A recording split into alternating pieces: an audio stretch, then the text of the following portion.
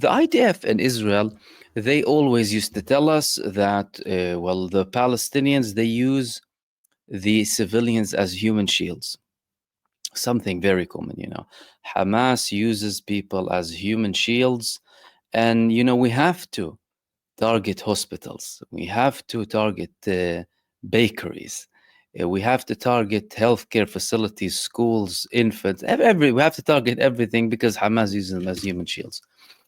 But now it appears to be that Israel not only has human shields and uses human shields inside of Gaza, Israel has an army of human shields. So we had this report in the Israeli Haaretz saying that in Gaza, almost every IDF platoon keeps a human shield, a sub-army of Palestinian slaves. And according to that article, in every single day, Israel uses at least 6 human shields on average. Now, there were many photos and videos published. As a matter of fact, some of the Israeli army terrorists, they actually proudly, publish some of these videos and images of them using people as human shields, whether elderly women, men, blindfolded, put on top of a vehicle. And that's not only in Gaza, that's also in the West Bank. And this is coming at a time where things are getting more and more tense. In the past several days, we've been talking about the internal criticism coming from Israel, from families of those Benjamin Netanyahu wanting to send to Gaza reservists, criticizing the government heavily. And of course, the level of refusal is on the rise in Israel. This is coming simultaneously with reports like this. And what people need to understand is, in Israel, we still have emergency laws. We still have Israel in a state of emergency. Therefore, Israel can do, well, almost whatever it wants to stop anyone from talking. And stuff like that were considered to be things that you'd be sent to prison for in Israel if we spoke about the beginning of the war. But now it's becoming more common, and people are more at liberty to speak about this. It's showing you how long this has stretched. And even with the level of censorship that's happening inside of Israel, things like that are reaching the mainstream and are being spoken about. These things are very important, and this is a very important development. Moving on to Benjamin Netanyahu. Benjamin Netanyahu, he is, of course, constantly delaying the ceasefire. He broke the ceasefire. He signed a ceasefire agreement and he later broke it, not for the first time, of course. And now we have the proposal that's coming from Egypt. Yesterday and the day before, I spoke about the details of this proposal. Egypt trying to have a bridge between this phase and phase 2, letting Hamas release 5 Israeli prisoners of war, including the American Israeli. So Hamas said, fine. The United States, according to reports, okay.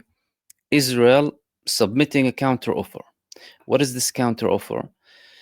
Benjamin Netanyahu is now saying, if we want to reach a total ceasefire in Gaza, Hamas needs to be disarmed. Gaza, not Hamas. Gaza needs to be disarmed. And all of the Hamas senior figures need to be outside of Gaza. Now, before I start going into the analysis of this and why Benjamin Netanyahu is doing that, the fact of the matter is, Benjamin Netanyahu's soul will be out of his body before Gaza disarms. This is a fact. This is what Benjamin Netanyahu needs to know very well. His soul will be outside of his body before Gaza disarms. And that might be also, stretching it slightly. So that's never going to happen. Gaza has always been a hub of resistance against the invaders, historically, and even before the days of the existence of the Israeli entity anyway. But going back to Netanyahu and why he's saying that, okay, well, Benjamin Netanyahu, is now trying to, we thought, he was trying to maybe reach something, is getting stuff sorted. Now, this statement, if Benjamin Netanyahu is serious about this statement, because there is a reason to believe that he could not be that serious. Previously, he did state certain things, then he went against them. He's unreliable, of course. All of his actions, they constantly breach, but there were things that he said before, and he did a U-turn on them. If he is serious, then we are talking about the absolutely biggest obstacle and a mission impossible. And it would mean, if he is serious about it and will go ahead with this demand of having Gaza disarmed completely and having the Hamas figures being expelled from Gaza, that would be something totally impossible. And he is, in fact, saying that I'm not never going to reach any sort of ceasefire, and any talks that may happen now would only deal with something temporary, not to do with guaranteeing the end of the war. And from the Hamas perspective, they already gave the mediators, and Israel knows that very well, the confirmation that they will not be controlling the Gaza Strip. But Benjamin Netanyahu is now saying, oh no, we decide what we do inside of the Gaza Strip. Hamas said, we are willing to hand in the control of the Gaza Strip to a committee. The committee, this was a proposal that came from Egypt, an independent committee, a non-political committee, not aligned with any political faction in Palestine. Only for 6 months down the line, to have the Palestinian Authority taking control without further elaboration. Hamas, from their side, they said, we're fine to have a committee. We are not people who are looking only to govern. We have a liberation campaign, and we're fine. And as a matter of fact, they gave the Egyptian side and the mediators names as well for people who they think can be good for the role and have no ties with them. And that was accepted by Egypt, and that was also accepted. Reports confirm that that was accepted by the United States administration. As a matter of fact, all of the moves of the United States administration, whether it's the Biden administration or the Trump administration, show that they already had this previous acceptance. So, what are they going to do with this demand now of Benjamin Netanyahu? Having not only Hamas or any armed resistance group, the whole of Gaza disarmed and the people going out. You're talking about an open war. You're talking about a man who has no intention to end the war whatsoever. And if he's going to go ahead with that, and if he's going to get the backing from the United States administration, accept this to continue as an open war without any return, up until one side is completely defeated, and the killings and all of that to continue. That's if Benjamin Netanyahu continues with his plans and he is getting the backing from the United States administration. Will the United States administration have any sort of move similar to what they had with Steve Witkoff when he was pushing Benjamin Netanyahu to go into a ceasefire deal, applying pressure on him again? The fact that the United States administration did that before, and regardless of all of their talks and their militant talks about a war, which are serious, and we're going to get to their talks about the war with Iran in a second, well, that means they can do it again. They can apply pressure, they can stop it, because they did it before. But so long as they're giving a backing for Benjamin Netanyahu, you're talking about a continued escalation, which leads us to the threats. The threats that are coming from Donald Trump and the threats that are coming from the Iranians, on the other hand, in relation to the talks that are happening between the United States and Iran about the nuclear agreement, and Donald Trump wanting to go back. Donald Trump made this statement over here, saying that, well, if Iran doesn't accept a deal, then we will have bombs. There will be bombing if Iran does not accept a deal. This is the first time that Donald Trump is saying that we will outright go to a war with Iran, or putting that as an option if no agreement is reached. He previously said, well, if we don't reach an agreement with Iran, I guess that's fine too. Now, again, his statements with Iran are becoming more and more militant. This is coming following another report that Donald Trump reportedly told the Iranian Foreign Minister Abbas Araghchi that from the beginning of March, without a specified day in March, we have 2 months. If in these 2 months there is no agreement, then there will be bombs. There will be bombs, meaning, well, they're going to attack Iran. Now, are there any indications that the United States is going to attack Iran? This is the question here. There are many indications that the United States is preparing. Firstly, they are directly linking the attacks of Ansarullah in Yemen to Iran.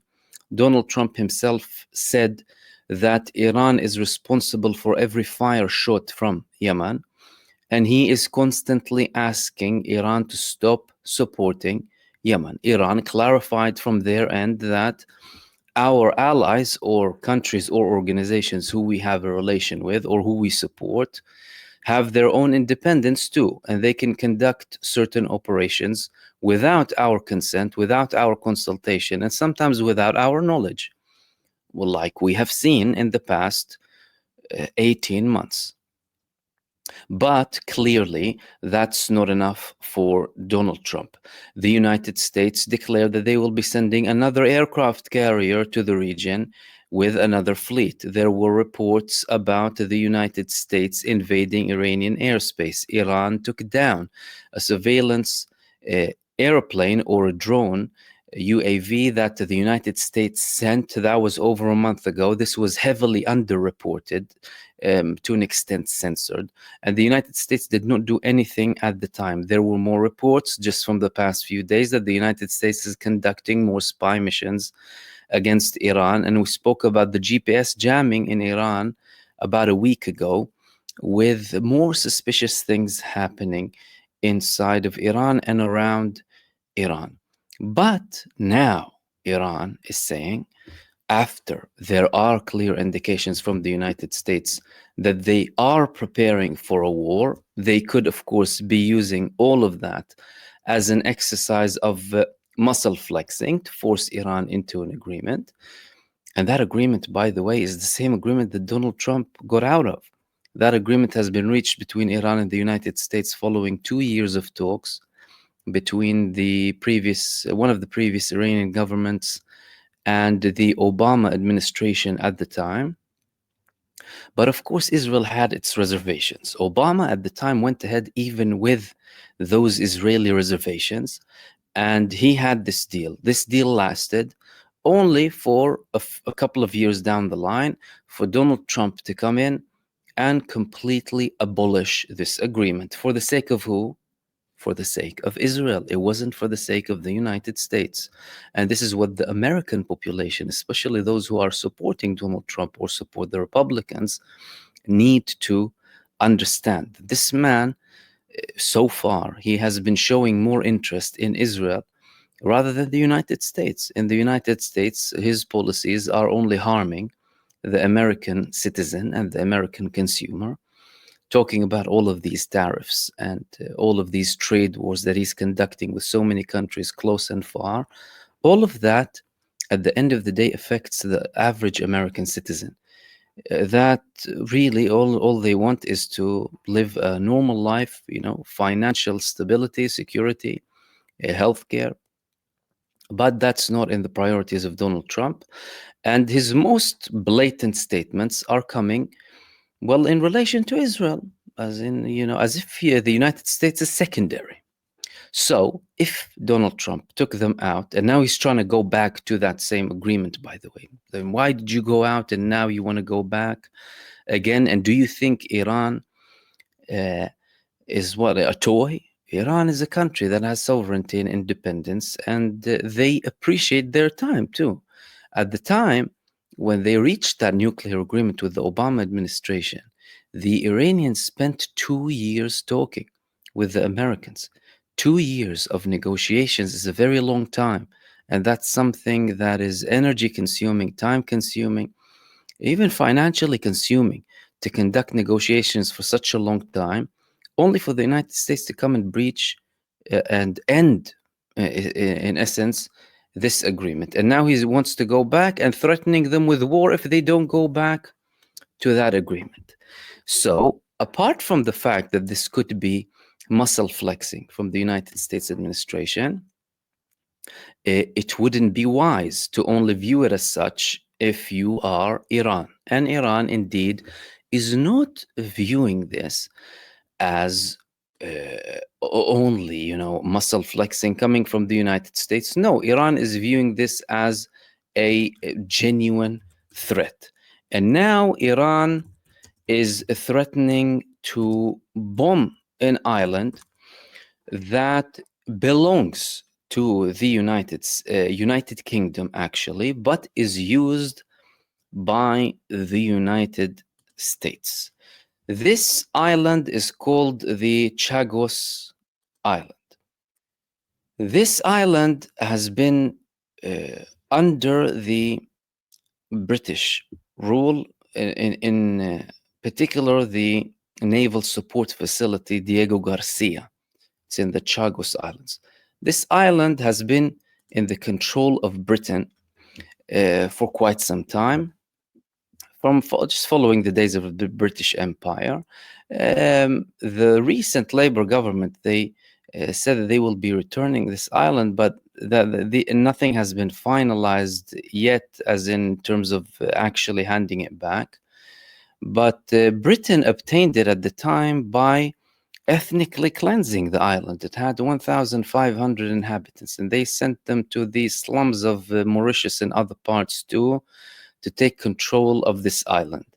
And the United States, well, is using this island. And not only are they using this island, they are threatening to use it again. So Iran is now threatening to attack this island directly. Why? Because the United States, they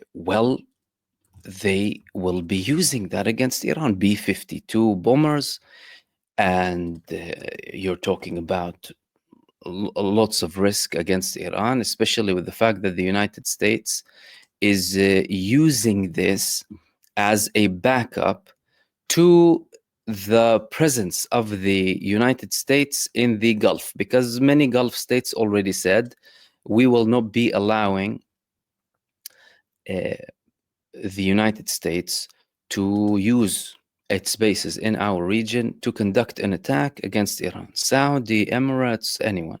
So if they are showing some sort of flexibility with Yemen, they outright said no previously to the Biden administration, and that appears to be the case up until now, because they know how vulnerable they are, and they don't want direct trouble with Iran too, no matter how aligned they are with the United States.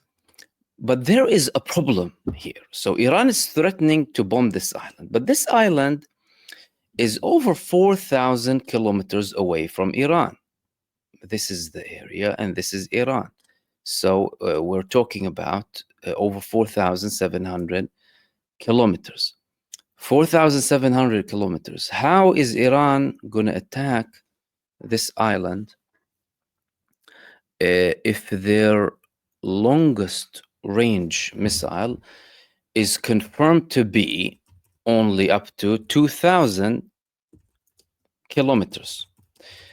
Well, according to the reports that came from Iran, official state news agencies Iran, they said that the Khorram Shahr missile of Iran, in particular, well, this missile over here, that is the longest range missile. It has the capacity to we can actually make it reach 4,000 kilometers. And also, we have drones too, and our drones can reach that island and it can attack the United States. What do we understand from this? Well, that Iran is keeping some, hiding some things from people. Iran is not outright publishing everything, and they're only publishing certain information as and when suitable.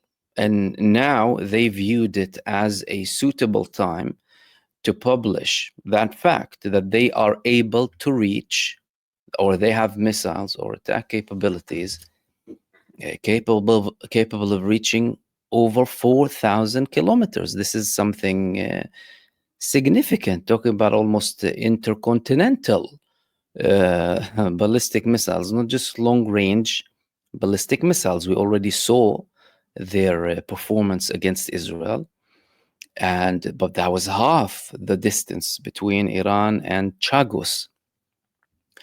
However, they're saying that now we haven't seen direct evidence, but would Iran want to put itself in a position where it can make a threat, and if something breaks out, they fail miserably? Unlikely. It's unlikely because Iran generally, well, talk they talk about certain attacks, they talk about their capabilities, and when it comes to the implementation, they prove. So with Israel, they proved their attacks. If something happens against them, and if Donald Trump decides to go ahead and wage a war against Iran, that would be a war primarily for the sake of Benjamin Netanyahu. Iran would have to respond and show us their power. How likely is this to happen? Well, the more time goes by, the more it looks like the United States administration, apart from the fact that they have joint interests with Israel, they are more and more bound by this Benjamin Netanyahu. Benjamin Netanyahu, in particular, even more than Israel. It's as if Benjamin Netanyahu has some sort of a hold against Donald Trump and many in the United States administration, or that Israel has that leverage or blackmail or whatever it is. And Benjamin Netanyahu is using that and has already shown the United States administration some cards. Look, he gifted Donald Trump a pager, a golden pager. I mean, apart from the sadism and sickness behind him gifting Donald Trump a pager, in reference to the pager attack that made thousands of people blind, including children in Lebanon, and killed children inside of Lebanon, in one of Israel's biggest acts of global terrorism, using using products that are used by the mass population against civilians. And again, not enough was spoken about that, by the way. The fact that Israel is using devices used by large portions of people in the world for terror, for purposes of terror and warfare. They're constantly breaching international law, but the fact that people are not talking about it, they're trying to, as if, make it appear to be normal. But he gifted Donald Trump a pager. As a matter of fact, he gifted a few more in the United States pagers. Why would Benjamin Netanyahu gift the United States president a pager? Isn't that a threat? Isn't that a direct threat also from Israel against the United States president? That, well, like we killed these people with a pager, here's your pager too. Apart from the sadism behind it, well, that could be another sign. And the fact that the United States administration let Benjamin Netanyahu get away with so much, and also let him get away with completely demolishing the ceasefire agreement, letting him get away with murder, letting him get away with dragging the whole region into chaos, proves that, well, this administration is capable of also being dragged for the sake of Benjamin Netanyahu for a war that the United States has actually no interest in. And when I talk about the United States, I'm talking about the United States as a country. I mean, if there is such a thing, again, that's becoming more a matter of debate now. If the United States is a country, or is it like a clique of corporations slash cartels slash warlords, a warlord country, a militaristic oligarchy, like I like to call them. And that fact is quite worrying. And that fact shows that there is that prospect. And this is why Iran is having these threats. And these threats are not only coming in the form of, well, we can attack that island too. You're talking about multiple relevant senior figures in Iran talking about having a severe response to the United States in case they go and attack Iran if they do not reach a deal in relation to the nuclear project of Iran.